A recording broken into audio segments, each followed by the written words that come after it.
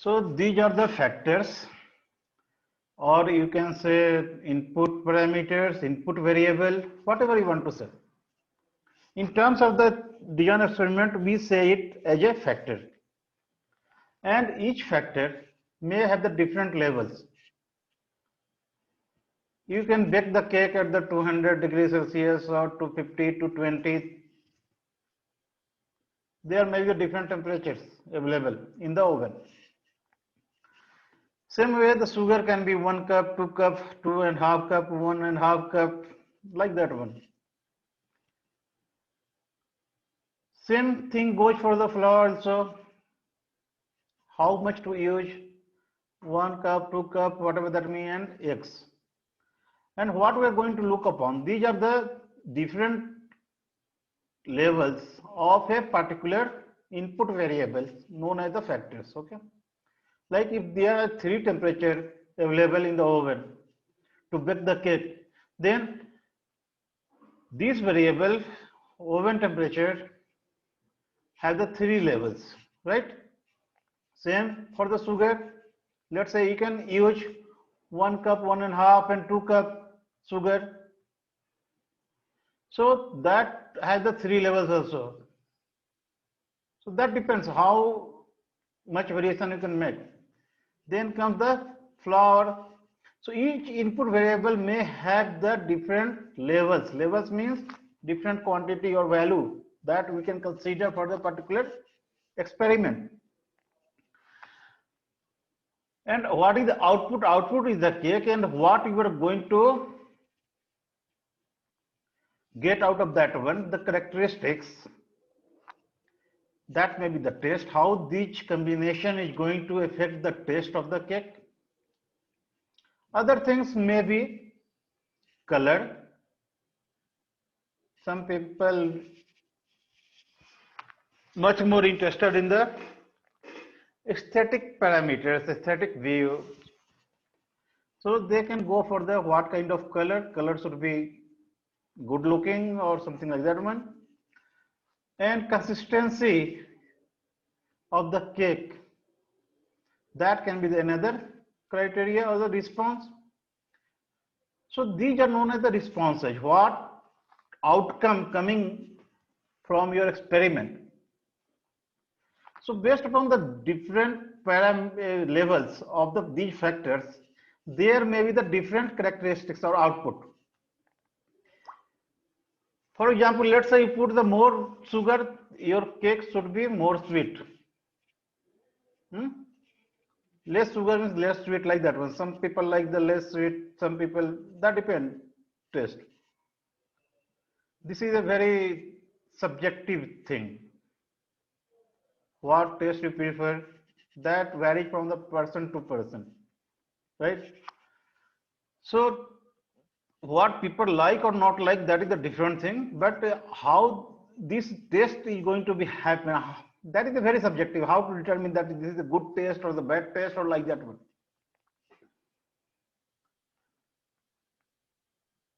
So sometimes we have to go with that one. We have to take the opinions, subjective matters, or based upon the some sort of the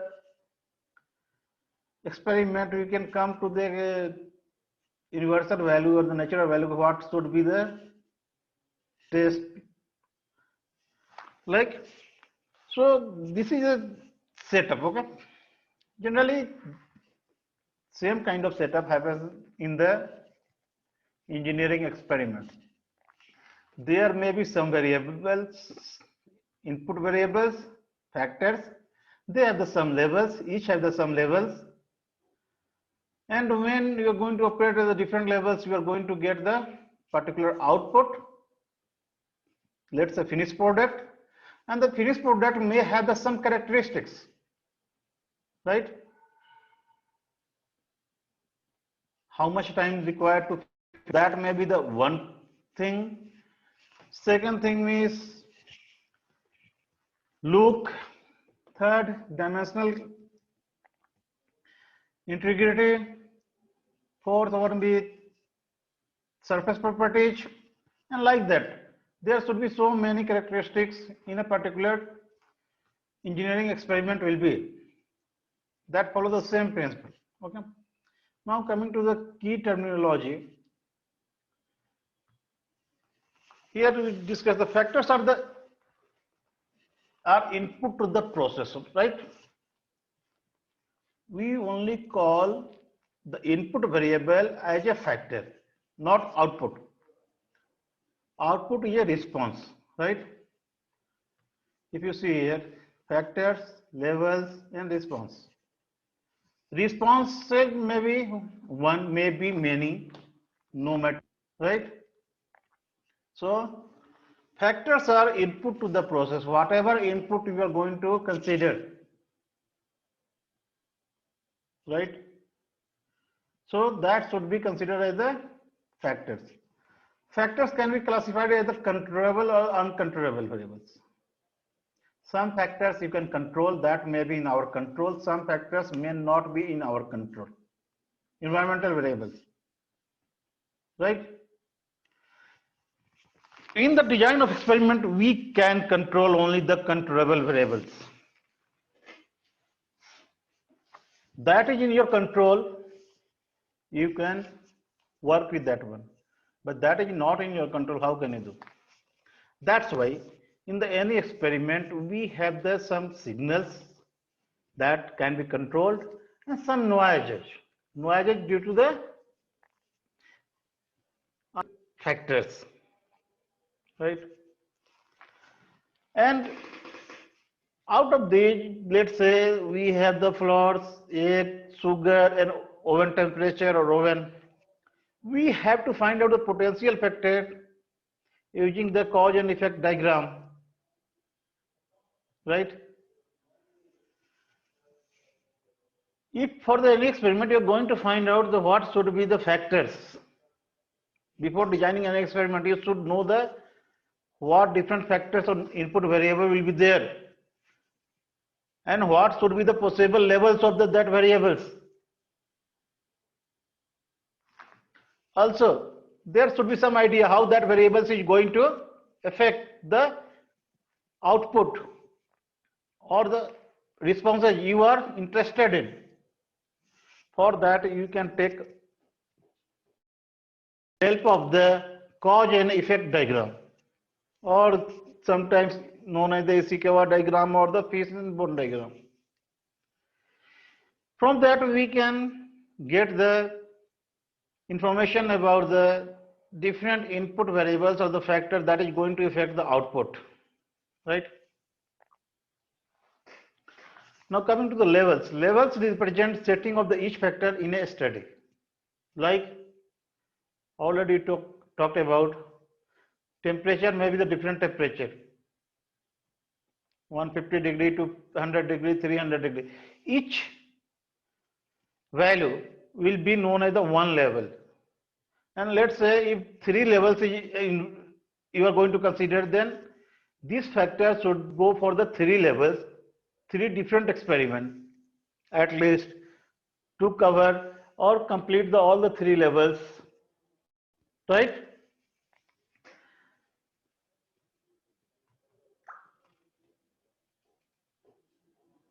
Here we have the in examples oven temperature, number of spoon of sugar, number of cup of flours, and number of eggs. These can be treated as the levels. If you change your number of spoon from 1 to 2, that should become the different level for the sugar, right? Third thing is the response. Response in any experiment is generally the output you are going to get. No doubt, in all the cases, you are going to bake the cake. For this example, cake is the output. But we are not interested only to making the cake. We are interested in the different properties of the cake, right? Like taste, consistency, appearance. What can be measured? Or you can feel about that one. In some non-measurable thing also, we can derive in some scale like test on a scale of 0 to 10, how that test, particular thing tests. So like that, we can have the some response. Right? So these three terms, factors, level, and response, that should be clear in your mind whenever you are going to design any experiment, any research, or anything for the hypothesis testing or find out the new information. The general model of the process or the system is like this one. There should be some input. There should be some controllable factors, right? There should be uncontrollable factors, and there will be output. Let's take the example of the any machining operation. Some workpiece material input. That material can be a factor also, no problem. Okay, but that should be a input. Different speed, feed rate, depth of cut, etc. What can be controlled? Okay, that is the controllable factors. There should be some uncontrollable factors that cannot be controlled. Right? That is not uncontrollable factor. Is that kind of factor that is not in control. We can't see that one. If you take the example of the, have you gone through any quality management course, quality control course? Anyone?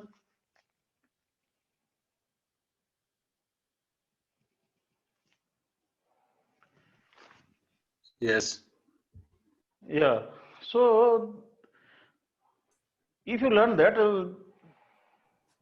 in the quality, we generally talk about variations, right? In quality control, what we try to control is the variation of the process. And variation can be happen due to the two types of the causes.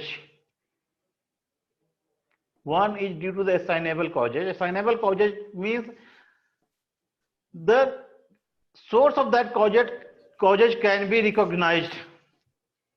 You can know the source of that kind of causes. And second one is the variation due to the random causes.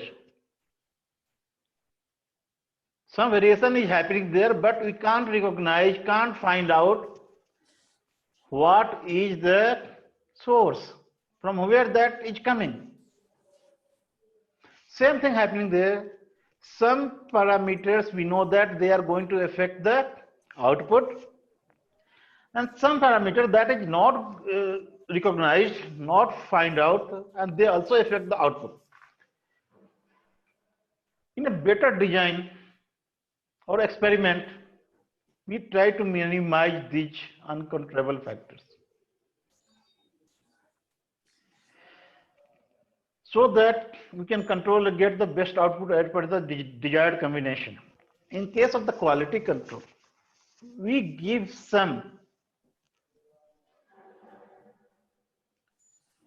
tolerances there to the product to accommodate the variation due to the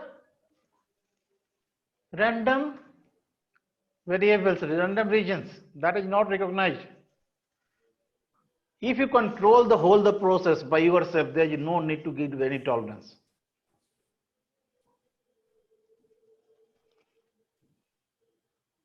As a human being, we are not able to control each and everything. Okay? So, there will be always some uncontrollable factor there. Your input there. Okay, anyone can tell me why should we control the quality of any product, any process? Why the quality control needed? You all are from the manufacturing engineering, and we deal a lot with the quality. What is the need of the quality control? Why should we control the quality? Anyone?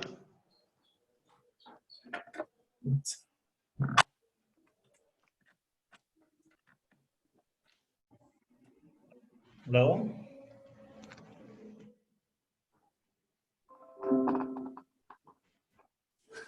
Yeah. Anyone can tell me.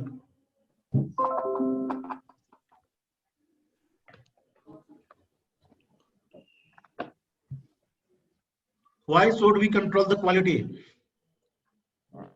What is the need of the quality control? And this is also going to very much, yeah, say. Okay, thank you, sir. Quality control is basically needed for any industry that is basically used for maintaining the quality of the product with respect to the market, the price, and other manufacturing processes.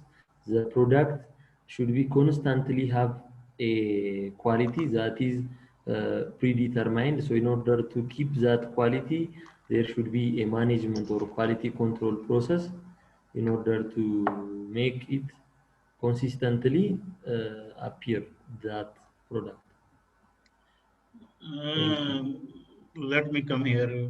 First, we have to define the quality. Then we can say that how to control the quality. You are making the quality some relationship you are going to give with the marketing or something. Quality has nothing to do with the marketing or the price or anything. You know that quality of any product, any process, or any service, whatever that may be, is nothing to do with the price, cost, or the marketing. Can anyone define the quality? Okay, we are deviating from the topic, but that is very much related to the design of experiment. Finally, we are focusing upon the output in terms of the quality. Okay. So can anyone define what to mean by the quality?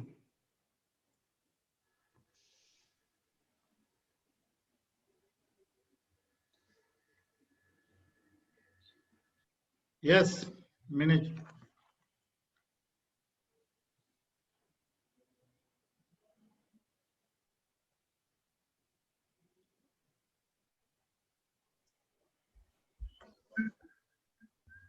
What do you mean by the quality?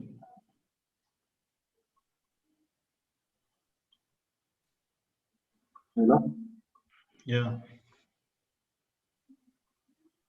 Yeah, speak, no problem. Okay. Quality means, in short, fitness for use. Hmm? Fitness for use. Good for you. Okay. Basically, we go for the quality on the base of the requirements. Fit for the requirement, whatever things that fit to the requirement, our requirement, customer's requirement, whatever that may be. Only we look upon the requirement, whether that is our requirement or customer's requirement or any other's requirement. If that is going to fulfill my requirement, that has the quality for me.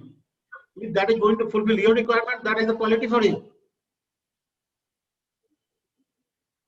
At the which price,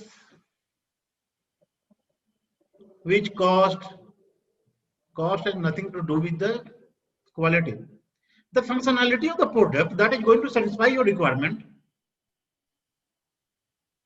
If your requirement is of the cost, like I want a particular functionality at the lower cost, then cost becomes a part of the quality parameters.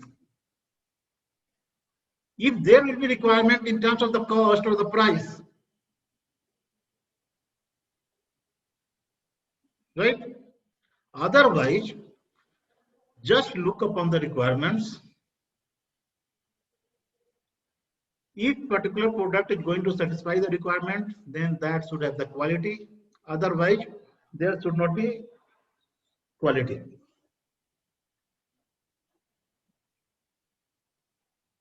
Is the quality the relative or the absolute term?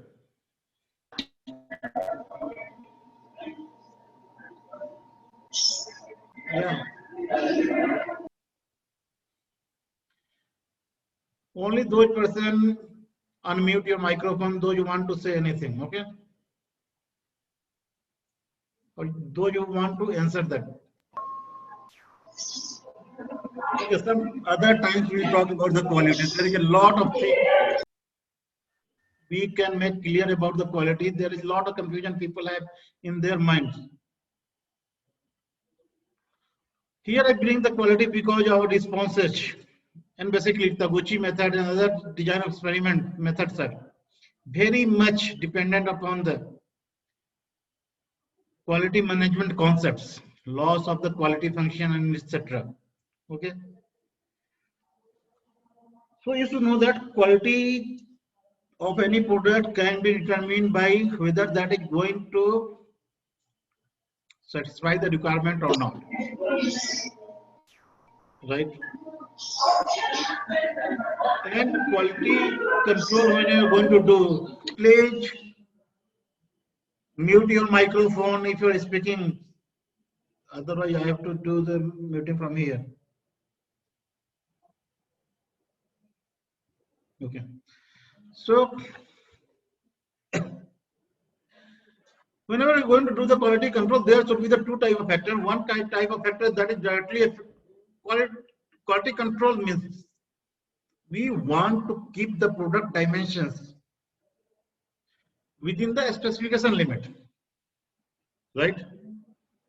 Whatever the specified limit is there, we want to keep the product dimension within that one. But sometimes product variability, dimension variability, variation in the dimension is not dependent only upon the factors we are considering. There may be some other factors that is not in our consideration. We don't know about that one, why that is happening.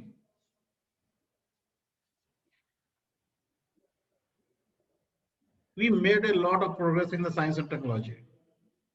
But till date, there is the random variation or variation due to the random causes is still there in the process.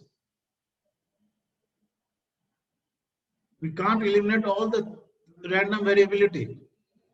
It won't be possible to manufacture two similar type of the product each and every time.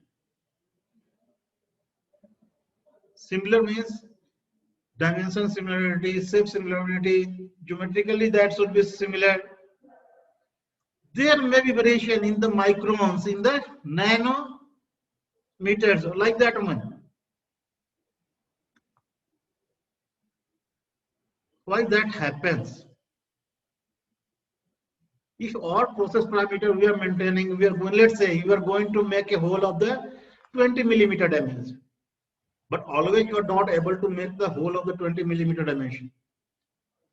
Sometimes hole size be small, like 19.9 millimeter, or sometimes that may be 20.1 millimeter or something. There should be variation.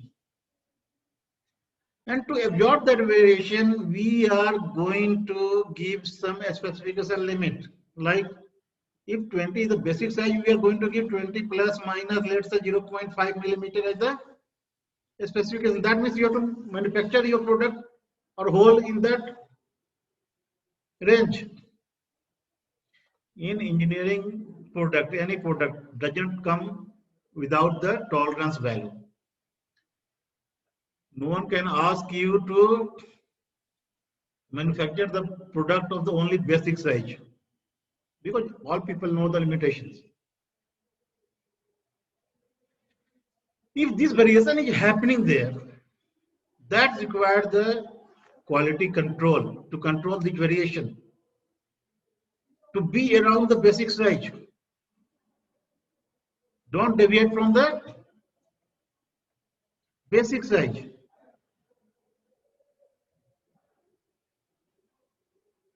And variation is always there. Not only the engineering experiments or the application or manufacturing or whatever that may be. Variation is always there in all the aspects of our lives. Generally, let's take an example. You can see your both hands. Okay. We assume that both hands should be symmetrical, of the equal size or like that one. My both hands should be of the equal size. I am going to put like this one. They should overlap each other perfectly.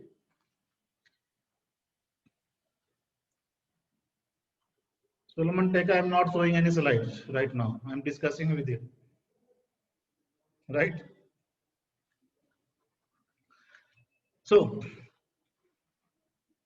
that should be the two palms should overlap each other. But at the minute level, if you are going to see that, if we'll find that that is not the case. One hand dimension in the millimeter or nanometer is more than another hand. Same happens with our face. You can look upon your face in the mirror. Your left side face and right side, they should be symmetrical to each other. But you can find the minute difference between them.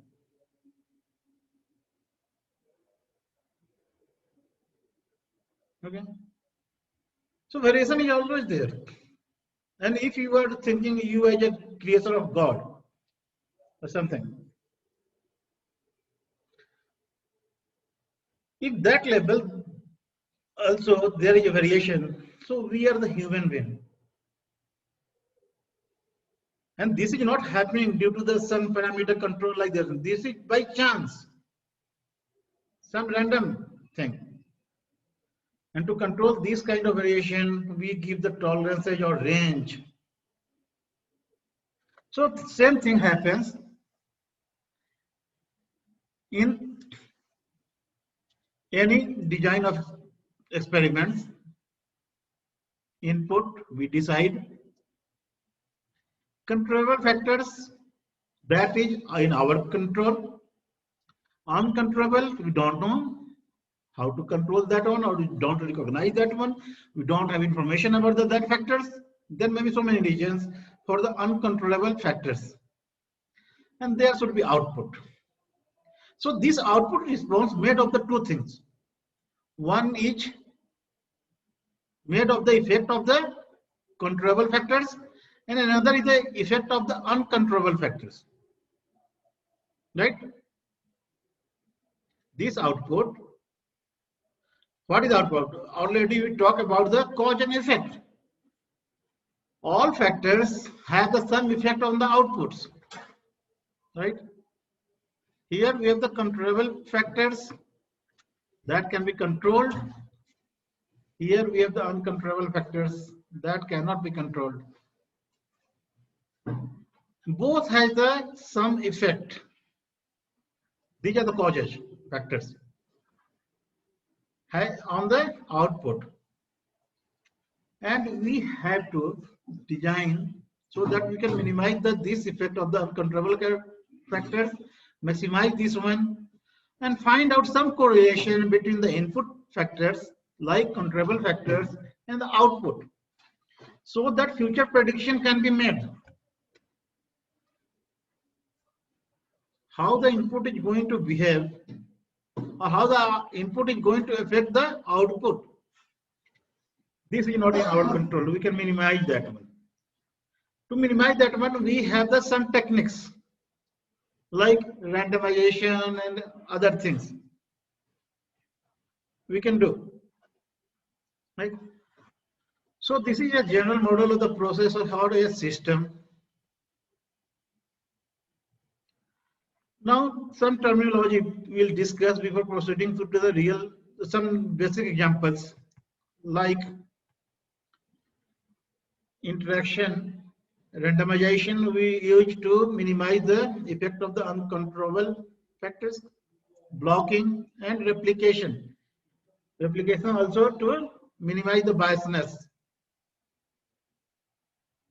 In previous classes we have talked about some of these items, right? So let us start with the interaction. Sometimes factors do not behave the same when are looked at together or when they are alone, right? When you are going to use the two factor, changing the two factor at the same time, they may have a different effect rather than when you are changing the only one factor. So there should be two type of the effects. One should be the individual effect, and another should be the interaction effect. When both are increased or decreased, or one increased, one decreased, let's say in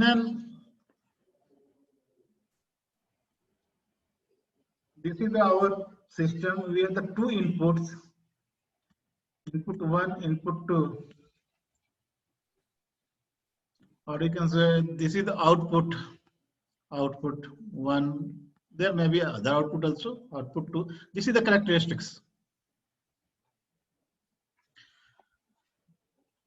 When we are taking this as a constant, only increasing or decreasing input 1, we can get the change in the output 1 and output 2. Okay, for timing, let's say only one output. Okay.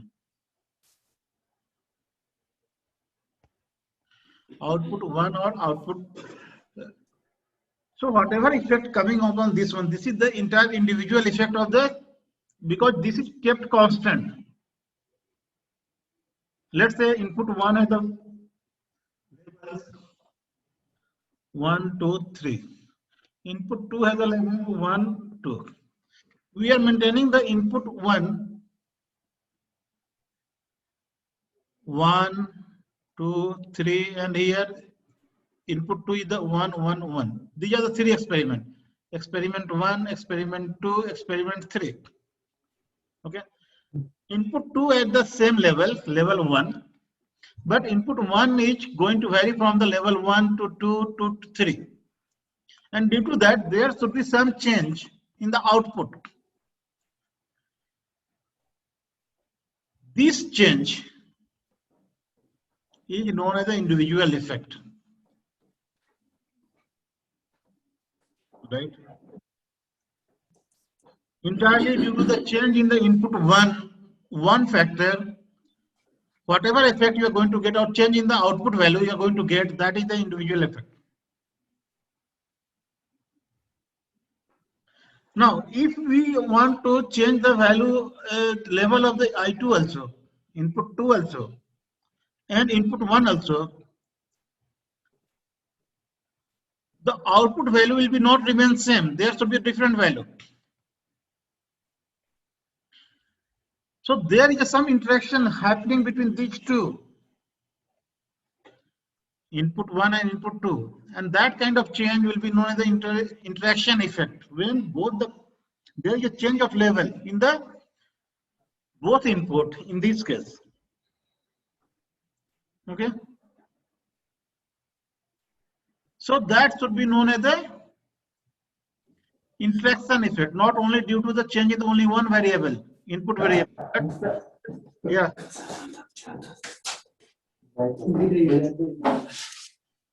Any question?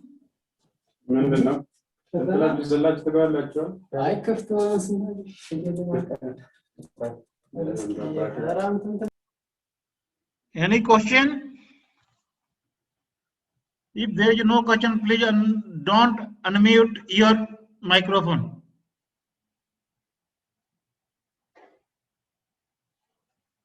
Okay. So this is the concept of the interactions. Interaction plot can be used to visualize the possible interaction between the two or more factors. If there are two or more factors, interaction happens only when there should be two or more factors. In only one factor, what kind of interaction? If there is only one factor, only one input, there is no chance of interaction. Okay.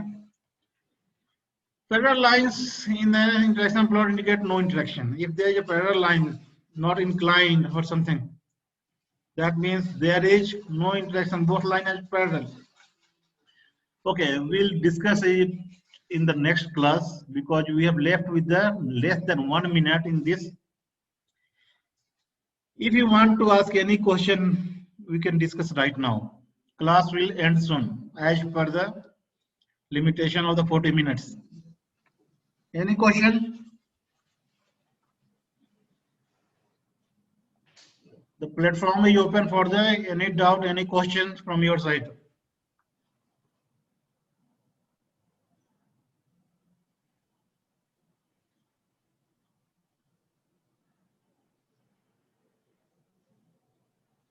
Anyone? No questions.